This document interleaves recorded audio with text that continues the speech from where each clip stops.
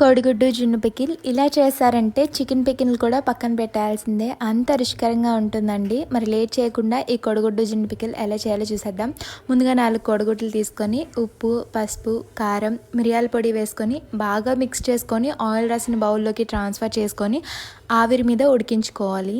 మసాలాని ప్రిపేర్ చేయడానికి జీలకర్ర, ఆవాలు, మెంతులు, యాలకులు, చెక్క, లవంగం, రాతి పువ్వు, ధనియాలు వేసుకొని బాగా ఫ్రై చేసుకొని స్టవ్ ఆఫ్ చేసి మెత్తగా గ్రైండ్ చేసి తీసుకోవాలి. అదే కడాయిలో 1 కప్పు శనగ నూనె, కట్ చేసుకున్న కోడిగుడ్డు ముక్కలు వేసుకొని బాగా ఫ్రై చేసుకొని 1 టేబుల్ స్పూన్ అల్లం వెల్లుల్లి పేస్ట్ వేసి పచ్చివాసన పోయేంత వరకు ఫ్రై చేసుకొని స్టవ్ ఆఫ్ చేసి కరివేపాకు, ఉప్పు, పసుపు, కారం, మసాలా పొడి వేసుకొని బాగా కలుపుకొని చల్లారేంత వరకు పక్క నుంచి చల్లారిన తర్వాత 1.5 నిమ్మకాయని బాగా జ్యూస్ తీసి వేసుకొని బాగా కలుపుకొని వేడివేడి అన్నంలో తింటే చాలా టేస్టీగా ఉంటుందండి. ఈ పికిల్ ఫ్రిడ్జ్ లో స్టోర్ చేసుకుంటే వారం పాటు నిల్వ ఉంటుంది. వీడియో నచ్చితే తప్పకుండా ఫాలో చేసి సబ్స్క్రైబ్ చేసుకోండి.